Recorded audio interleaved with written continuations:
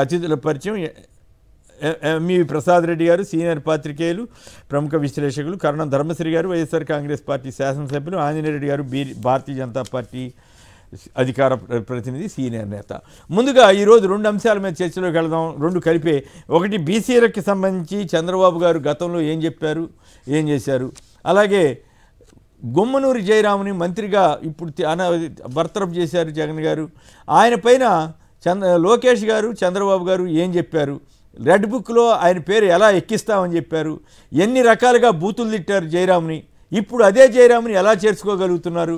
మొన్న గనక వేమిరెడ్డి ప్రభాకర్ రెడ్డి బంగారపు వాచి, వజ్రాల వాచి ఇచ్చి వచ్చాడు ఒక న్యాయమూర్తిగా అని చెప్పి ఆరోపణ చేసిన వాళ్ళే మళ్ళీ ఇప్పుడు ఆయన చేర్చుకున్నట్లుగా అంతకంటే ఘోరంగా తిట్టారు జయరాముని. బీసీలకు అప్పుడు బీసీ మంత్రిగా ఉన్న జయరామును విపరీతంగా అవమానించింది, బ్లాక్మెయిల్ చేసింది, రెడ్ బుక్లోకి ఎక్కించినటువంటి లోకేష్, చంద్రబాబులు ఇప్పుడు ఆయన గొప్పవాడుగా చెప్తున్నారు, గుంతకల్ సీట్ ఏదో ఇస్తారంట. అలాగే బీసీ సంక్షేమ డిక్లరేషన్ అని చెప్పి 2012లో చేసిన డిక్లరేషన్ 2014లో ఎన్నికల మేనిఫెస్టోలో చేర్చారు. 10,000 కోట్లతోటి ప్రత్యేక బడ్జెట్ ఏర్పాటు చేస్తామని, అలాగే 100 శాసనసభ స్థానాలు ఇస్తామని, ఇలా మొత్తం నేను పొద్దున్న లెక్కేశాను. 118 హామీలు ఇచ్చి వాటిలో ఒక్కటి కూడా సరిగా అమలు చేయని చంద్రబాబు నాయుడు గారు ఇప్పుడు మళ్ళీ సరికొత్త హామీలు ఇస్తుంటే ఈనాడు వారు, ఆంధ్రజ్యోతి వారు చాలా బ్రహ్మాండమైన రీతిలో ప్రచారం చేస్తున్నారు. మరి అలాగే వాలంటీర్లకు సంబంధించి యూటర్న్ తీసుకుంది, ఈ గుమ్మనూరు జయరాం విషయంలో యూటర్న్ తీసుకుంది. బీసీలకు సంబంధించి ఎవరు మేలు చేస్తున్నారు. మరోవైపు జగన్ గారు 4 ఎంపీ సీట్లని ఏకంగా బీసీలకే కేటాయించడం, ఇతరత్ర కొన్ని చోట్ల అగ్రవర్ణాలను తప్పించి మరి బీసీలకి సీట్లు ఇస్తున్నారు. సో ఈ పరిణామాల నేపథ్యంలో చంద్రబాబు గారు ఇప్పుడు కొత్త హామీలు ఇస్తున్నారు. వాటిని నమ్మొచ్చా లేదా? ముందుగా ప్రసాద్ రెడ్డి గారు చెప్పండి. ఇప్పుడు దాకా మీరు 2 వీడియోలు చూశారు, అలాగే మేనిఫెస్టోకి సంబంధించి చూశారు. మీ కామెంట్ ఏమిటి? డిస్కషన్లో ఉన్న పెద్దలందరికీ నమస్తే. అంటే ఒక విషయాలు మాత్రం చెప్పాలండి. ఇప్పుడు ఏంటంటే ఇందిరాగాంధీ ఎక్కువ ఎస్సీ మంత్రం పఠించింది. కొంత అతిగా అయిపోయినాక ఎన్టీ రామారావు పార్టీ పెట్టారు, తెలుగుదేశం పార్టీ పెట్టారు. అప్పుడు బీసీలు పెద్ద సంఖ్యలో ఎన్టీ రామారావుకి ఓటేస్తారు. మీరు ఈ విషయాన్ని చాలా జైపాల్ రెడ్డి గారు చాలా విశ్లేషణాత్మకంగా వివరించారు. ఎందువల్ల మేము ఓడిపోయాం, కాంగ్రెస్ ఎందుకు ఓడిపోయిందంటే ఎస్సీ మంత్రం. అలాగే కాంగ్రెస్ పార్టీ హిందూయేతర మంత్రం అంటే మైనారిటీ మంత్రం ఎక్కువ జపించడం వల్ల హిందూ రివైవలిజం వచ్చి బీజేపీ బలపడిందన్న ఆర్గ్యుమెంట్ కూడా ఉన్నది. అలాగే బీసీ మంత్రం అనేది ఇటీవల కాలంలో ఒక ప్యాషన్ అయిపోయింది. నేను ఇలా మాట్లాడుతుంటే బీసీ వ్యతిరేకం కాదు. There must be some restraint, అది వైసీపీకి అయినా టీడీపీకి అయినా. ఇప్పుడు ఏంటంటే బీసీ మంత్రం పాటించేస్తే నెగ్గేస్తామన్న భ్రమలో పడిపోయారండి. బీసీ మంత్రం పాటిస్తే నెగ్గేయరు ఎవరు కూడా. నువ్వు సిన్సియర్ గా పేదలందరికీ సహాయం చేస్తే, బీసీలకు సహాయం చేస్తే, ఎస్సీలకి, మైనారిటీలకి, అర్హులైన వారందరికీ సహాయం చేస్తే నెగ్గుతారు. జగన్మోహన్ రెడ్డి అలా చేయటం వలన ఆయన ఎంత పాపులర్ గా ఉన్నారు ఇప్పుడు. అలాగే బీజేపీ ప్రభుత్వం కూడా ఉత్తరాది రాష్ట్రాల్లో అర్హులైన అన్ని కులాల వారికి ఇస్తూ బీసీలకు కూడా ఇస్తుంది, ఓబీసీలకు ఇస్తుంది, ఎంబీసీలకు ఇస్తున్నది. ఇది ఏంటంటే అట్లా కాకుండా మేము అది ఇస్తాం ఇది ఇస్తామని ఎన్నికల ముందు వాగ్దానం చేసి వాళ్ళని మోసపు మాటలతోటి బుజ్జగించవచ్చునని, ఆకర్షించవచ్చునని చంద్రబాబు గారు ప్రయత్నిస్తున్నారు. ఏలూరు బీసీ డిక్లరేషన్ లో జగన్మోహన్ రెడ్డి మొత్తము పొలిటికల్ ఈక్వేషన్స్ అన్ని టిల్ట్ చేయగలిగారు 2019 ముందు. అదే స్ట్రాటజీ నేను బీసీ సభ పెట్టి అలా చేయగలనని చంద్రబాబు నాయుడు గారు భ్రమిస్తున్నారు. Chandrababu Naidu is a man without credibility.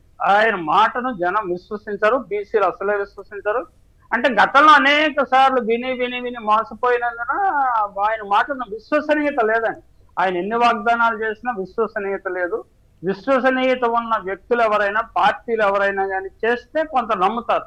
ఇప్పుడు మోడీ గారు ఏదో 6 నా గ్యారంటీ అని ఒక దేశవ్యాప్తంగా ప్రచారం చేస్తున్నారు. మోడీ గారికి క్రెడిబిలిటీ ఉన్నందున ఖచ్చితంగా ఆయన మాట నమ్ముతారు. అలాగే జగన్మోహన్ రెడ్డి గారికి క్రెడిబిలిటీ ఉన్నందున ఏది చేస్తారు, ఏది వాగ్దానం చేస్తే అది చేస్తారు అని విశ్వసనీయత ఉన్నందున ఆయన మాట ఖచ్చితంగా నమ్ముతారు.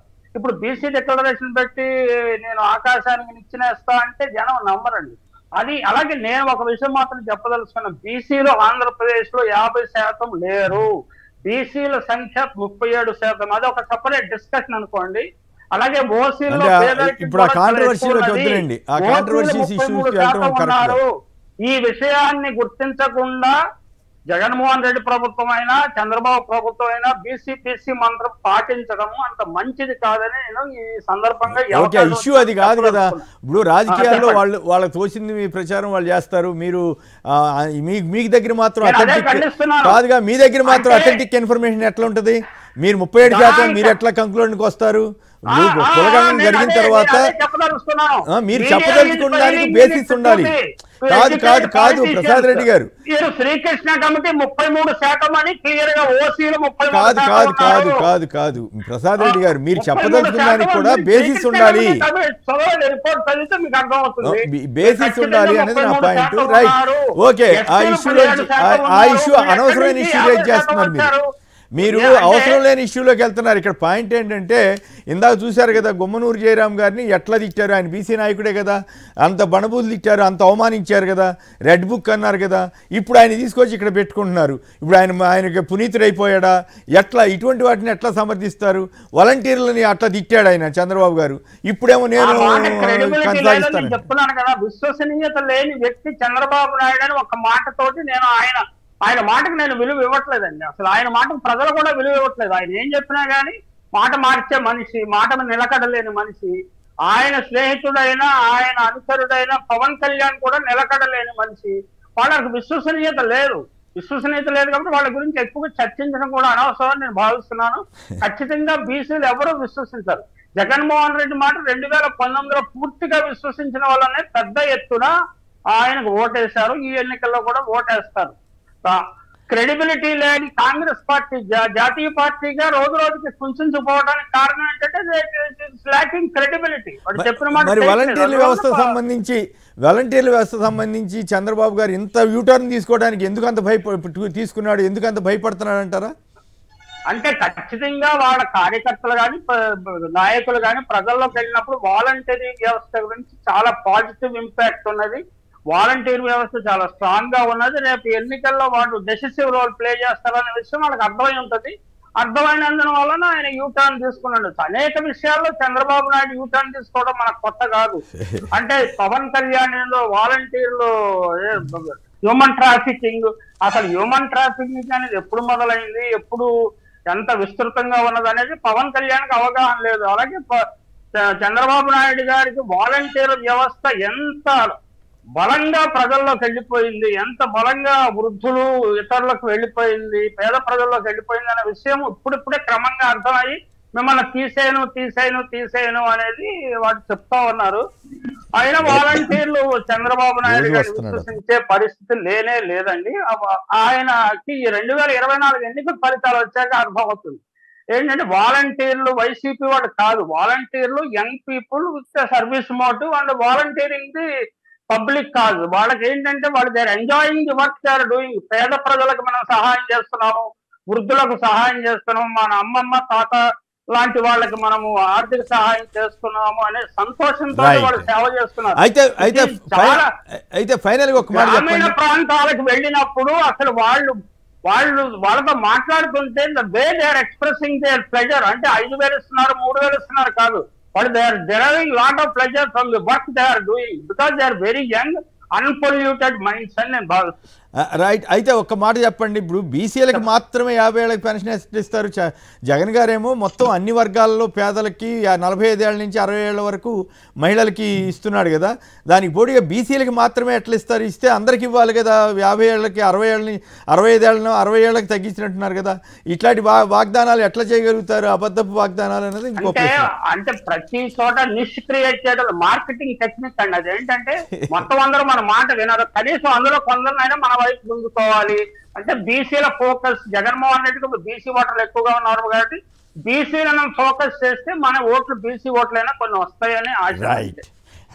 సూరిబాబు గారు కొత్తపేట. సూరిబాబు గారు నమస్కారం, మాట్లాడండి సంక్షిప్తంగా.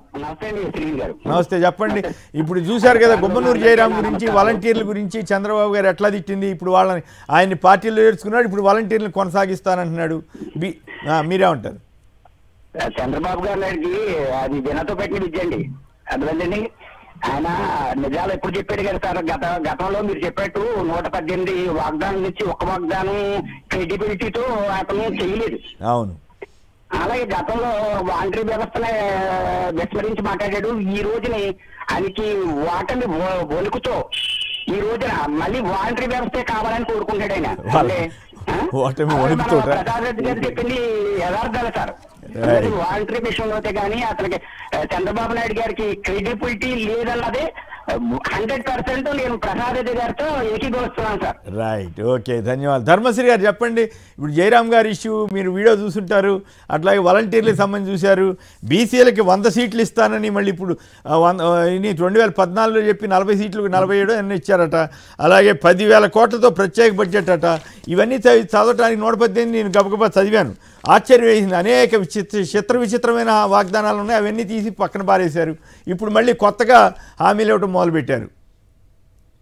ఇప్పుడు కొత్త మంత్రంతో ఏదో మళ్ళీ అలా వస్తున్నాడండి. ఆయన అదంతా కూడా తూతూ మంత్రమే తప్ప ఇది ప్రత్యేకించి ఏమి లేదండి. ఎందుకంటే ఆయన నాటకాలు, ఆయన పచ్చి బూటకాలు అన్నీ కూడా మా బీసీ సోదరులు అందరికీ తెలుసండి.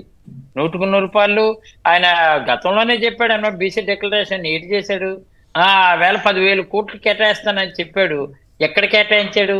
ఈరోజు నిబద్ధతతో, నిస్వార్థంతో బీసీలకి తగు ప్రాధాన్యత ఇస్తాం, బీసీలకి డెఫినెట్గా బీసీల డిక్లరేషన్ ప్రకటించి ఈ విధమైనటువంటి కార్యక్రమం చేస్తామని చెప్పి 136,000 కోట్లు బీసీలు కేటాయించినటువంటి మా గౌరవ ముఖ్యమంత్రి జగన్మోహన్ రెడ్డి గారి ముందు ఇలాంటోళ్ళు ఎన్ని బోటకు మా వాగ్దానాలు చేసినా నిలబడలేరండి. కారణం ఏంటంటే ఒక నమ్మకాన్ని క్రియేట్ చేశారు మా ముఖ్యమంత్రి గారు. నమ్మకాన్ని 100% నిజం అంటే జగన్ అంటే నిజం అనే నమ్మకాన్ని మా బీసీ సోదరులు అందరూ కూడా ఇచ్చారు. కాబట్టి ఈరోజు ఆయన ఏదో చెప్పి ఆయన ఏదో ఆదరణను పెట్టి నాయి బ్రాహ్మణ్కి ఏమో కత్తని, లేదు రజక బ్రాహ్మణ్కి పెట్టని, ఇలాగే రకరకాల చేసి పనిముట్లని వంకతో పెట్టి ఏదో మభ్య పెట్టాలని చేసి మోసం చేశాడు తప్ప చంద్రబాబు ఆయన ఏది చేసినటువంటి దాఖలాలు ఏ కనిపించలేదు. ఈ రోజా బీసీలు గుర్తుకొచ్చారు? బీసీలు అందరూ ఎవరి వైపు ఉన్నారనేది తేటతెల్లం అయిపోయింది. బీసీ సోదరులు అందరూ కూడా మా వైపు ఉన్నారు.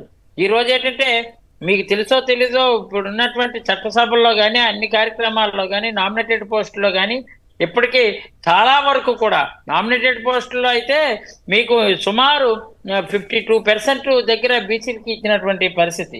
ఒక కేబినెట్లో కానీ చూస్తే 11 మంది మంత్రుల్ని బీసీలకి ఇచ్చినటువంటి పరిస్థితి. అదే ఎస్సీ ఎస్టీ మైనారిటీస్ కలిపితే 17 మంత్రులు ఇచ్చారనమాట అన్ని సామాజిక వర్గాలు. అంటే రియల్ సోషల్ జస్టిస్ ఎక్కడ జరిగిందంటే వైఎస్ఆర్ కాంగ్రెస్ పార్టీలో జరిగింది. సోషల్ జస్టిస్, సామాజిక న్యాయం మాటలు కాదు చేతలతో నిరూపించారు. జయరాముని అదే అక్కడికే వస్తున్నాను సార్. ఇక ఇప్పుడు ఏంటంటే ఇక్కడ ఏదో రకంగా ఒక బీసీ మంత్రిని అక్కడ ఎలాగే ఇక్కడ ఏంటంటే పరిస్థితులన్నీ కూడా చూసారు. ఆల్ నోటుతోటే చేయని, ఆల్ నోటుతోటే ఇక్కడ అక్కడ కర్ణాటక నుంచి కోట్లాది రూపాయలతో వైన్ అంతా ఇక్కడికి దించేస్తున్నాడని చెప్పినటువంటి వాళ్ళు ఆల్ నోట్లతోటే పేకాట్రా క్లబ్లు నడిపించారని జయరామ్ మీద మాట్లాడినటువంటి వాళ్ళు వాళ్ళ నోట్లతోటే విపరీతమైన దందా చేస్తున్నారు, భూములు ఏమో అటుగోలు కొనిసారు అన్నటువంటి వాళ్ళు మరి ఈ రోజు ఆయన్ని ఎలా చేర్చుకున్నారు? అక్కడే గుమ్లూరు జయరామ్ గారిని ఎట్లా చేర్చుకున్నారు? ఎలా చేర్చుకున్నారు? అంటే మా దగ్గర ఉంటే చీని మీ దగ్గర ఉంటేనే హాయినా? అంటే ఇది ఎంత ఇదంటే మీరు గమనించారా? కాదు మీరు గమనించారా? బీసీ డిక్లరేషన్ సభలో గొమ్మనూరు జయరామ్ గారిని పార్టీకి చేర్చుకుంటుంటే పవన్ కళ్యాణ్ గారు అమాయకంగా అట్లా నిస్సహాయంగా చూస్తూ కూర్చుంటున్నాడు. అంటే అసలు బీసీ డిక్లరేషన్ సభలో పార్టీల చేరికలేంటి, జనసేన అధినేత చూస్తా కూర్చోవడం ఏంటి?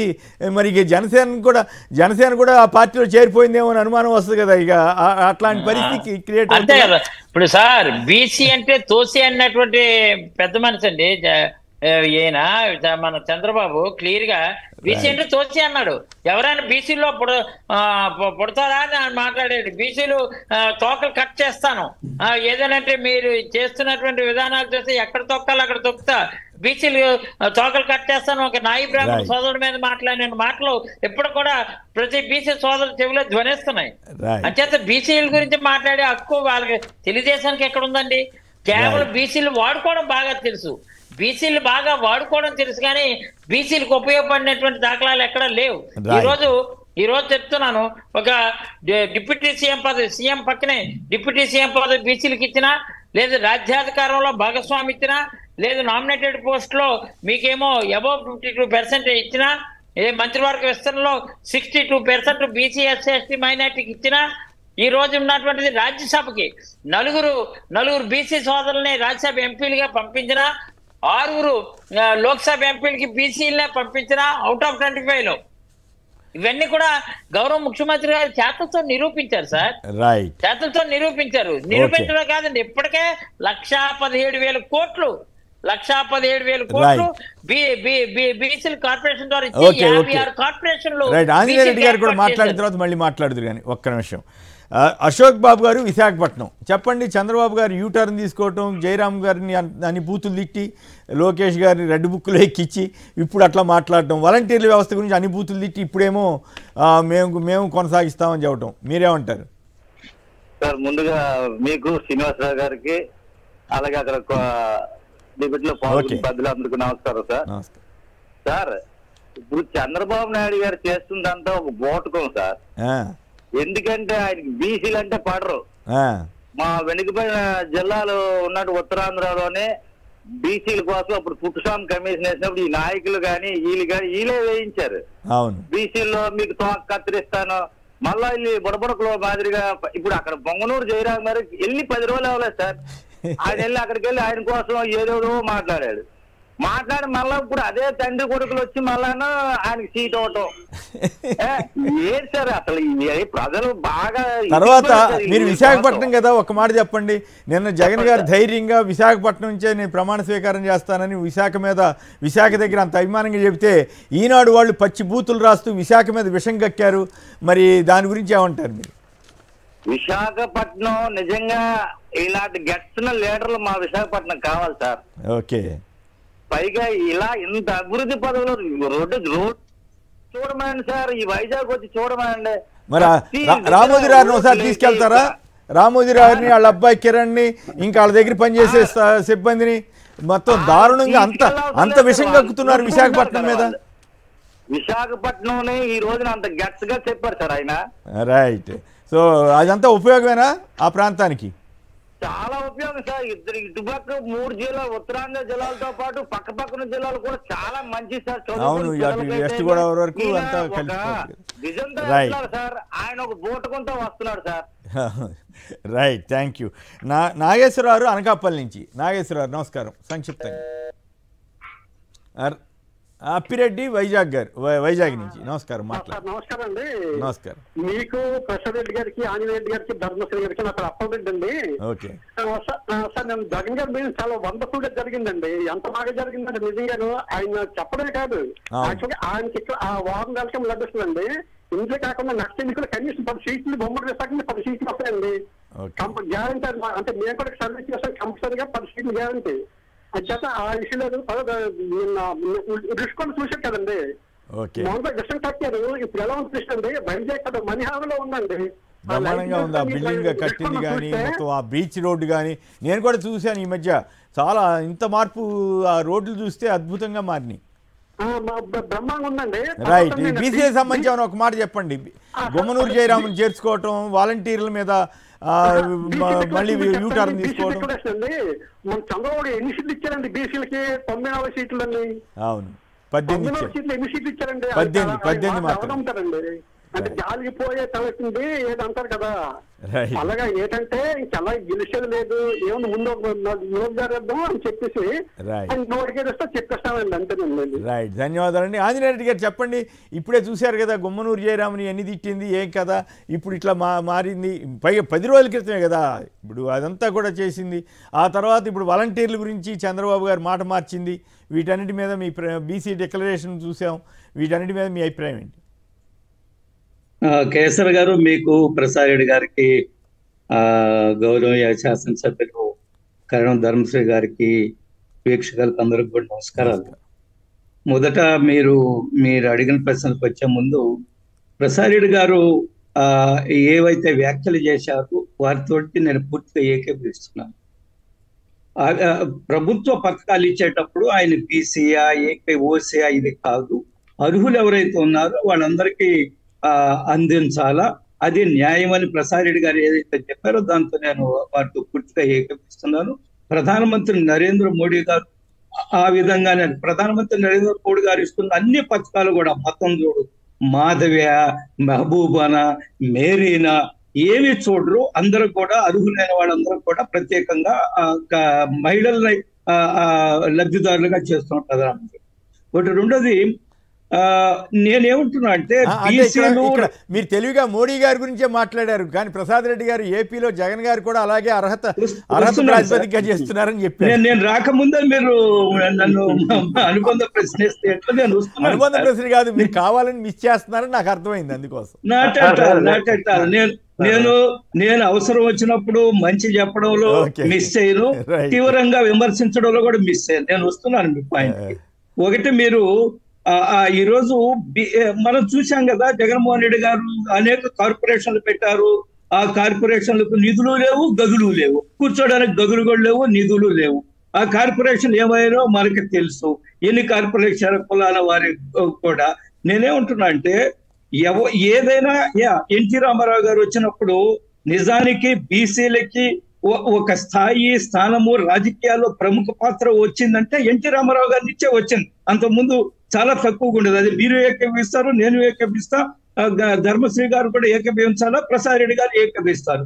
ఎన్టీ రామారావు గారు వచ్చిన తర్వాత రాజకీయాల్లో అనేక మంది రాజకీయాల్లో పైకి వచ్చారు, అనేక కార్యక్రమాలు ఎన్టీ రామారావు గారు చేశారు. కాబట్టి బీసీ విషయంలో చాలా చిత్తశుద్ధితో పనిచేశారు ఎన్టీ రామారావు గారు.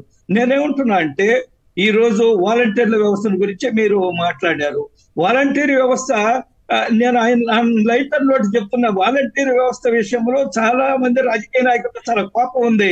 అది ఇర్రెస్పెక్ట్ ఆఫ్ పొలిటికల్ పార్టీ కేఎస్ఆర్ గారు. ఎందువల్లంటే రాజకీయ నాయకుల ప్రాధాన్యత తగ్గిపోయింది, వాళ్ళ పాత్రే లేదు. ఎవరు రాజకీయ నాయకుల దగ్గరికి పెద్దగా వచ్చి ఇళ్ల దగ్గరకు వచ్చి అది చేయండి ఇది చేయండి అనే పరిస్థితి లేదు. ఎందుకంటే అన్ని వాలంటీర్లే చేస్తున్నారు. వాలంటీర్లే. ఆంజనేయ రెడ్డి గారు ఒక్క మాట క్లారిటీ ఇస్తారా? ఒకే ఒక మాట ఆంజనేయ రెడ్డి గారు అడగండి. ఒకే ఒక మాట క్లారిటీ. మేము జన్మభూమి కమిటీ లాగా వాలంటీర్లు మేము వాడుకోలేదండి. వాలంటీర్ అన్నవాడు సేవా దృక్పథంతో చేస్తున్నాడు. అందుకనే మేము సగర్వంగా చెప్తాం, మేము డెఫినెట్ గా డెఫినెట్ చేస్తామని మీరు చేదరించుకోవచ్చు. అందరూ ఆదరిస్తున్నారు.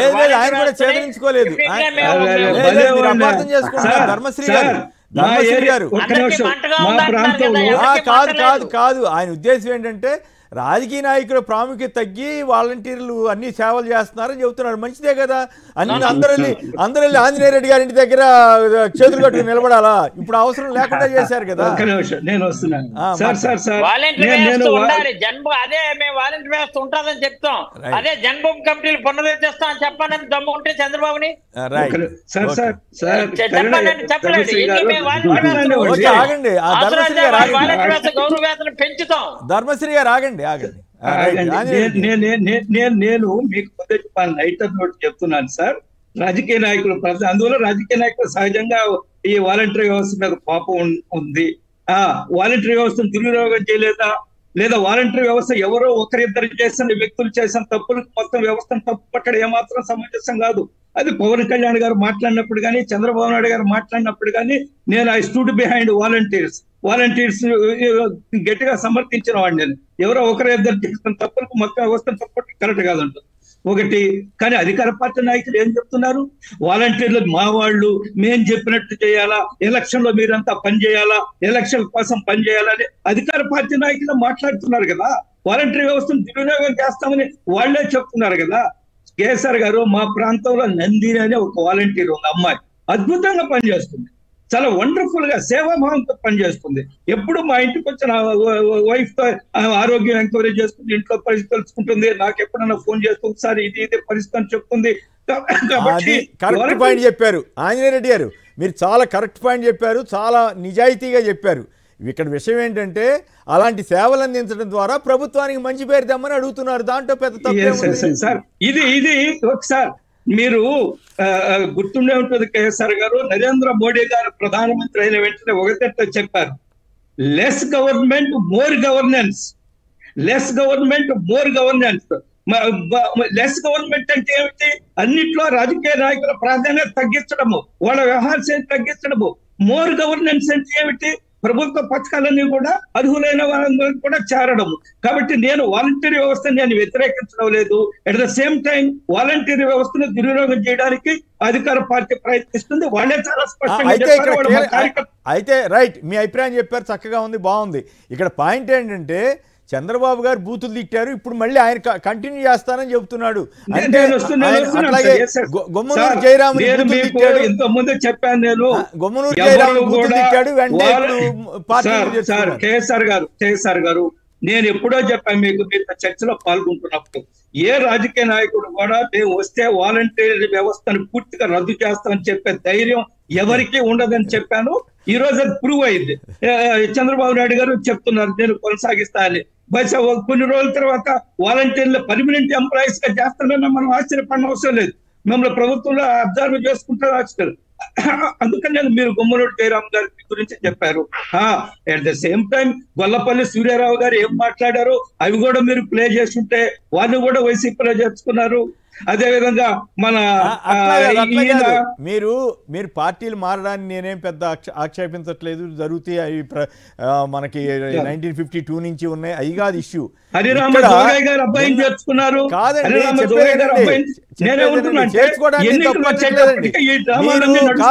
కాదు, మీరు ఆంజనేయ రెడ్డి గారు తప్పించుకోదలిస్తే తప్పించుకోండి, నేను చేర్చుకోవడానికి తప్పు పట్టడం లేదు.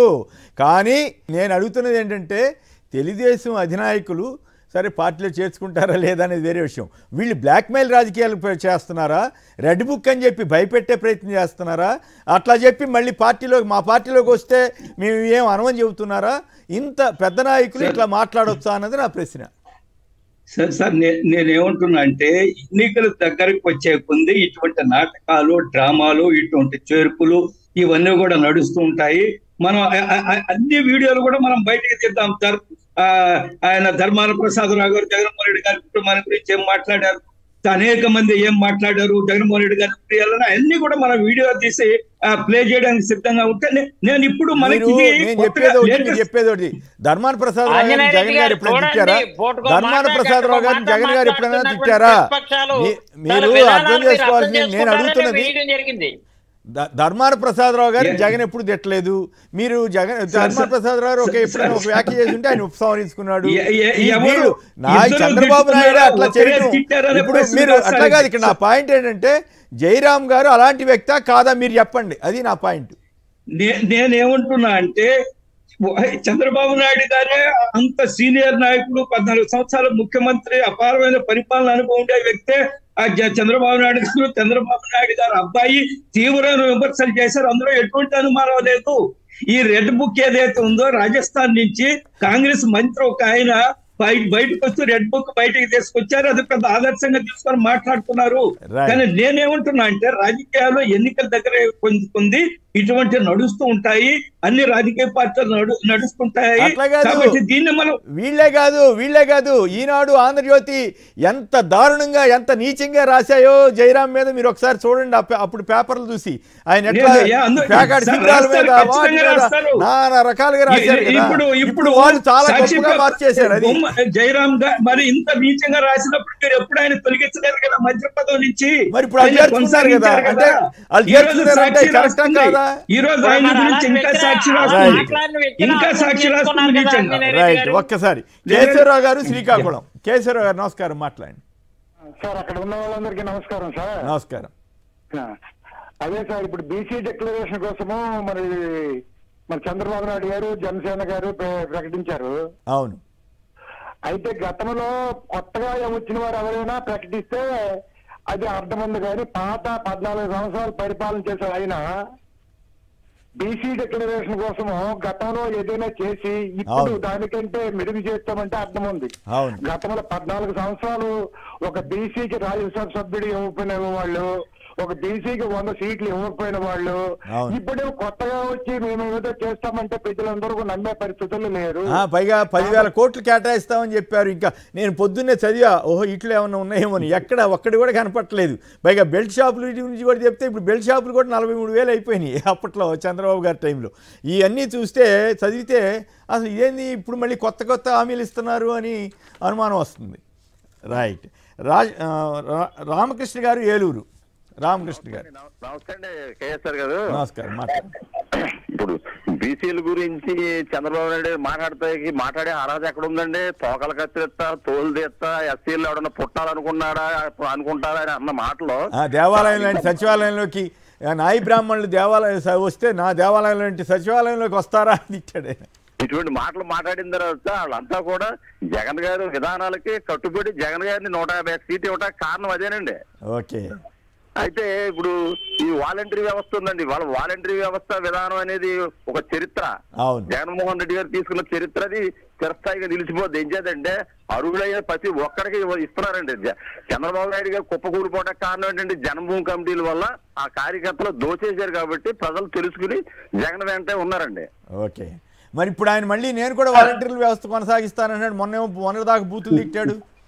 అసలు మనుగుడు ఉండదు కదా, ఆ మాత్రం కూడా యూటర్న్ తీసుకోపోతే మనుగుడు ఉండదు, రేపు పొద్దున్న భవిష్యత్తు ఉండదు అని ఆయనకు ఇప్పుడు జ్ఞానబోధం అయిందండి. అంతేనా? రైట్. ఒక్క నిమిషం ఇస్తా. వెంకటేశ్వర రెడ్డి గారు, విశాఖపట్నం. హలో హలో మాట్లాడారు గారు. గుడ్ మార్నింగ్ అండి. నా పేరు సంతోష్ రెడ్డి అండి. సింగపూర్ యాక్చువల్లీ, బట్ ఓన్లీ కేవలం ఈ నెక్స్ట్ 2 months ఎలక్షన్స్ కోసం అని చెప్పి సార్ ఎలాగైనా జగనానికి సపోర్ట్ చేయాలని చెప్పి లాస్ ఆఫ్ పే కూడా పెట్టుకొని మంత్ 10 lakhs శాలరీని కూడా వదులుకొని కేవలం జగనన్న కోసం వచ్చానండి. First thing. ఎక్కడి నుంచి వచ్చారు? ఆయన ఫ్రమ్ సింగపూర్ అండి యాక్చువల్లీ. సింగపూర్ నుంచి వచ్చారా? యా, జస్ట్ ఏంటంటే ఇప్పుడున్న సిచ్యువేషన్ అంటే మరి ప్రాపర్ వైజాగ్, ఎస్పెషల్లీ ఇప్పుడు నేను మాట్లాడాలనుకుంటుంది కూడా నిన్న వైజాగ్ సెషన్ కోసమే. నిన్న జగనన్న గారు విశాఖ విజన్ అని చెప్పి ఒక సెషన్ పెట్టారు కదా, ఎంత క్రిస్టల్ క్లియర్ గా అంటే నాకు తెలిసి ప్రపంచ చరిత్రలోని చాలా మంది లీడర్స్ మనం చూసుంటామేమో గానీ, బట్ ఇంత క్రిస్టల్ క్లియర్ గా ఒక విజన్ తోని చాలా ప్రాపర్ విజన్ అండి. ఎందుకంటే ఏదో 20 ఏళ్ళలో 30 ఏళ్ళలో 40 ఏళ్ళు అని పెట్టకుండా కేవలం నెక్స్ట్ 10 years లో మనం చేయగలిగిన పాసిబిలిటీస్ ఏంటి, అసలు యూత్ కి ఎంప్లాయ్మెంట్ ఎలా ప్రొవైడ్ చేయగలం. అసలు ఫస్ట్ ఆఫ్ ఆల్ అండి, ఎనీ కంపెనీ ఈవెన్ మీరు హెరిటేజ్ అయినా తీసుకోండి, వాళ్ళ హెడ్ ఆఫీస్ ఎందుకు హైదరాబాద్ లోనే ఉంటది, ఎందుకు అమరావతిలో ఉండదు అంటే సింపుల్ రీజన్, అక్కడ ఇన్ఫ్రాస్ట్రక్చర్ బాగుంటది, అమరావతిలో ఇన్ఫ్రాస్ట్రక్చర్ ఉండదు. సో సిమిలర్లీ మనం ఉన్న కరెంట్ సినారియోలో ఏపీలో ఓన్లీ వైజాగ్ కి ఆ పొటెన్షియల్ ఉన్నదండి. అతను 24 గంటలు సింగపూర్ అని అంటారు కదా, సింగపూర్ కి ద మేజర్ అసెట్ ఏంటి? పోర్ట్స్ అండి. సింగపూర్ ఈశ్వరుని అవినీతి కేసులో తీసారు కదా చివరికి. అంతే కదా, ఎప్పుడైనా దొంగ అనేవాడు దొరకకుండా ఉండడండి. ఎన్ని రోజులు తిరిగినా కూడా ఏదో ఒక రోజు ఎక్కడో ఒక దగ్గర దొరకాల్సిందే. అలాగే బాబు గారు కూడా మనకు దొరికారు. ఫ్యూచర్ లో కూడా ఇంకా ముందు చాలా ఉంది. నిజంగా నాకు కూడా సంతోషం అనిపించింది. చక్కటి ఇంగ్లీష్ లో ఆయన జగన్ గారు, చంద్రబాబు గారు ఇంగ్లీష్కి, జగన్ గారు ఇంగ్లీష్కి తేడా చూస్తే నిన్న చాలా ఎంత గొప్పగా ఉందంటే, ఆయనకేమో చంద్రబాబు గారికి ఏమో వచ్చి రాని ఇంగ్లీషు, ఈయనేమో చక్కటి స్పష్టమైన ఇంగ్లీష్లో చాలా చక్కగా మాట్లాడిన తీరు నాకు కూడా చాలా ముచ్చటేసింది. రైట్. ప్రసాద్ రెడ్డి గారు, నేను ఒక చిన్న అబ్జర్వేషన్ చేయాలనుకుంటున్నానండి. వెనకబడిన తరగతులు ఎన్టీ రామారావు చాలా చేశాడు, అందులో ఎటువంటి అనుమానం లేదు. కానీ దానికి ఒక హిస్టారికల్ కాంటెక్స్ట్ ఉందండి. కాసు బ్రహ్మానంద రెడ్డి గారు ముఖ్యమంత్రి ఉండగా గౌతుల అచ్చన్న గారితో చర్చించి ఎడ్యుకేషనల్ ఇన్స్టిట్యూషన్స్ లో బీసీలకి రిజర్వేషన్ ఇచ్చారండి. అది ఏంటంటే జనంలో ఎడ్యుకేషన్ లెవెల్స్ పెరిగి వాళ్ళు సోషల్లీ స్ట్రాంగ్ అయ్యారు, ప్లస్ అనేక ఉద్యోగాల్లోకి వచ్చారండి. ఎన్టీ రామారావు వచ్చాక పంచాయతీరాజ్ వ్యవస్థలో లోకల్ బాడీస్ లో రిజర్వేషన్ పెట్టారు. వండర్ఫుల్ మూవ్, అందులో ఎటువంటి సందేహం లేదు. కానీ social impact, what is the social impact చేయటం విషయంలో జగన్మోహన్ రెడ్డి గారితో పోల్చే విధంగా ఎవరూ చేయలేదండి. అంటే ఎన్టీ రామారావు గారు చేయలేదు, అంతకుముందు కాసు బ్రహ్మానంద రెడ్డి గారు చేయలేదని చెప్పడానికి నేను ఎటువంటి సందేహం ఇవ్వట్లేదు. ఇక్కడ నాకు ఏదో జగన్మోహన్ రెడ్డి గారి మీద ప్రేమతో కూడా నేను చెప్పట్లేదు, నేను ఒక అబ్జర్వర్ గా నేను చెప్తున్నాను. సోషల్ ఇంపాక్ట్ విషయంలో బీసీలని సెంటర్ స్టేజ్ కి తీసుకొచ్చి ఆయన ఇప్పుడు రాజకీయం నడుపుతున్నారు. అంటే ఇక్కడ ఒక పాయింట్ చెప్పాలి ప్రసాద్ రెడ్డి గారు, బీసీలతో పాటు మిగతా బలహీన వర్గాలు ఎస్సీ ఎస్టీ మైనారిటీ వీళ్ళందరినీ కూడా సమంగా, అట్లాగే అగ్రవర్ణంలోని నిరుపేదలు సోషల్ ఇంపాక్ట్ జగన్మోహన్ రెడ్డి గారి యొక్క విజన్ గాని సోషల్ ఇంపాక్ట్ గాని ఇది ఖచ్చితంగా ఇలాంటి దానికోసమే గత 50 years నుంచి నేను రాస్తా ఉన్నా. నాకు తెలిసినంత వరకు నాకున్న పరిధిలో మీడియాలో నేను కృషి చేస్తా ఉన్నా.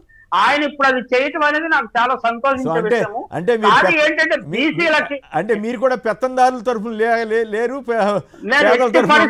లేనండి, ఎట్టి పరిస్థితుల్లో లేదు. ఆయనే రిబల్, అంట్లో అనుమానం ఏం లేదు. పేదల పట్ల ఉన్నాను, గ్రామీణుల పట్ల ఉన్నాను. అనేది నాకు సంతోషం కాదు. ప్రసాద్ రెడ్డి గారు, ఆంజనేయ రెడ్డి గారు ఎటువైపు ఉన్నారు? పెత్తందారుల వైపు, పేదల వైపు? ఆయన సిన్సియర్ పాలిటీషియన్ కాబట్టి ఆయన పెర్సెప్షన్ అది, ఆయన ఆలోచన నేను తప్పు పట్టట్లేదు. ఆయన ఆలోచన అది. ఆయన జగన్మోహన్ రెడ్డి గారు తన ఫోకస్ ని రిస్ట్రైంట్ గా వెళ్ళాలి, సోషల్ చేంజ్ నెమ్మదిగా వస్తుందని నమ్మేటవాడిని నేను. Okay sir, right. Anjaneya Reddy గారు మాట్లాడండి. సో మీరు కూడా పెత్తందారులు లేనట్టేనా ఆంజనేయ రెడ్డి గారు? ఇవి రాజకీయ డైలాగ్ తప్ప నిజం వేరుగా ఉంటుంది. ఎవరు పెత్తందారులు, ఎవరికి నాకు పేపర్ లేదు, టీవీ లేదంటే ప్రజలు నమ్మడానికి సిద్ధంగా లేరు. ఒకటి రెండోది, ఎస్ అది డిఫరెంట్. ఎవరు పెత్తందారులు కాదు. మనం ఇండివిజువల్ గా ఒక్కొక్కరి పేరు తీసుకొని మాట్లాడుకుంటే గంటల తరబడి అవుతుంది. దాన్ని పక్కన పెట్టండి. మనం బీసీల గురించి మాట్లాడుతున్నాం కాబట్టి కేసీఆర్ గారు మీకు తెలుసు, మోడీ గారు వచ్చిన తర్వాత బీసీ కమిషన్ కి చట్టబద్ధత కల్పించిన మొట్టమొదటి కేంద్ర ప్రభుత్వం నరేంద్ర మోడీ గారి నాయకత్వంలో. At the same time Vishwakarma Yojana పేరుతోటి చేతివృత్తులు, ప్రధానంగా చేతివృత్తుల వారు ఎవరుంటారు? బీసీలే ఉంటారు. చేతివృత్తుల వారికి 13,000 కోట్లు కేటాయించి వారికి ట్రైనింగ్ ఇవ్వడము, ట్రైనింగ్ ఇచ్చిన తర్వాత 15,000 రూపాయలు ఇవ్వడము, పనిముట్లు కొనుక్కోవడానికి వారికి 1,00,000 రూపాయల లోను, తర్వాత 2 లక్షలు, 3 లక్షలు. ఈ విధంగా బీసీలకు నరేంద్ర మోడీ గారు వచ్చిన తర్వాత అద్భుతంగా బీసీలు గమనించి, బీసీలు గుర్తించి వాళ్ళు ఆర్థికంగా వాళ్ళ కాళ్ళ మీద వాళ్ళు నిలబడేటట్టుగా చేస్తున్నారు. జనరల్ గా బీజేపీని బనియా పార్టీ అంటే వ్యాపారుల పార్టీ అని అంటారు కదా సార్. నాకు బాగా గుర్తుంది కేసీఆర్ గారు, తమాషాగా చెప్తాను. నాకు చిన్నప్పుడు నేను గుర్తుంది, మాకు ఒక బంగారు లక్ష్మణ్ గారు, నేను అప్పుడు 5వ తరగతి 6వ తరగతి 7వ తరగతి చదువుతున్నాను. బంగారు లక్ష్మణ్ గారు లోక్సభకు పోటీ చేయడానికి నెల్లూరుకు వచ్చారండి. ఇది మా జాతీయ పార్టీ అధ్యక్షుడు, మీకు తెలుసు కదా, వ్యక్తిగత పరిచయం కూడా ఉంది బంగారు లక్ష్మణ్ గారితో మీకు. వారు వచ్చినప్పుడు జనసంఘ అభ్యర్థి, ఎప్పుడో చాలా చిన్నప్పుడు 70లోనో 71 పార్లమెంట్ ఎలక్షన్ అప్పుడు జనసంఘ అభ్యర్థిగా దీపం గుర్తేసి జనసంఘకే మీ ఓటు వేయాలని రాశారు అనేక ప్రాంతాల్లో.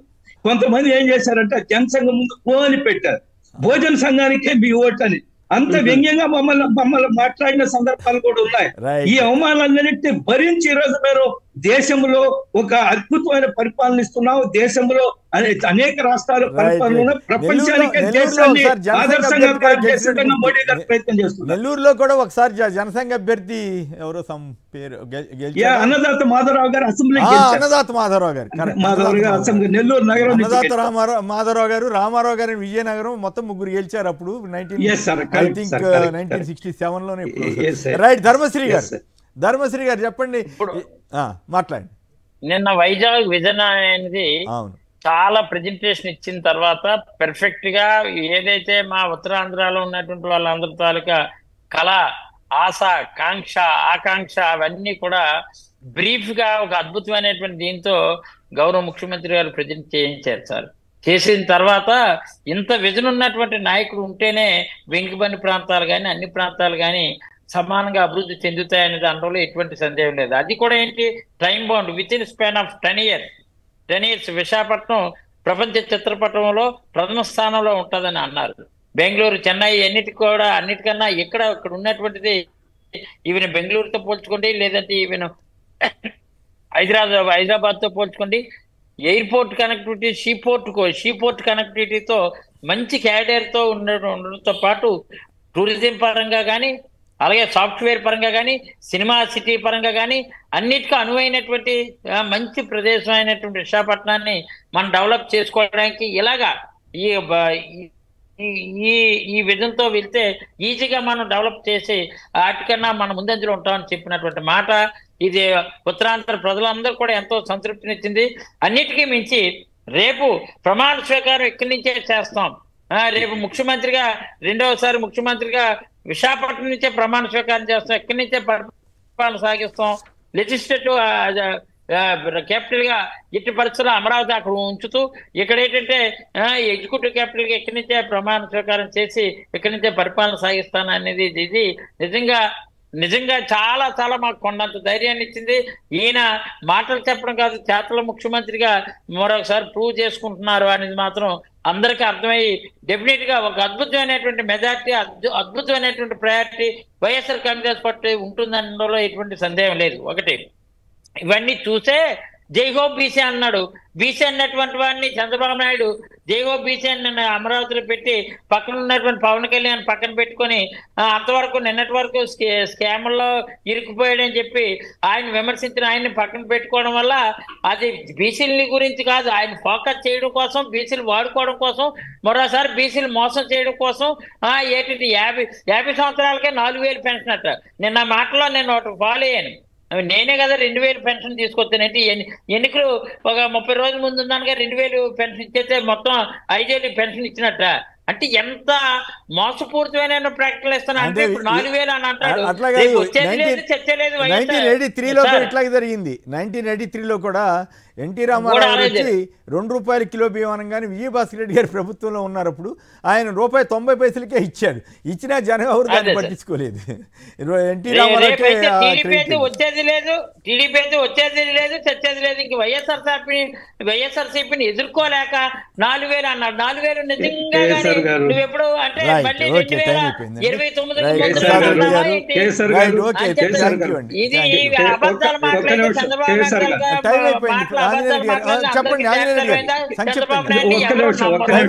సార్ ఆ విజన్ పేరుతో ఆయన పగటి కళ్ళ కనమనంటే మాకేం అభ్యంతరం లేదు. ముఖ్యమంత్రి గారిని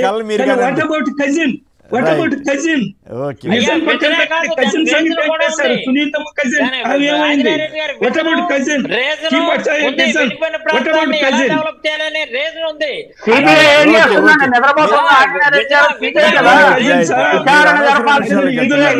ప్రసాద్ రెడ్డి గారు, ధర్మశ్రీ గారు, ఆంజనేయ రెడ్డి గారు అందరికి కూడా ధన్యవాదాలు. ఇది నేటి వార్తా విశ్లేషణ కార్యక్రమం. నమస్కారం.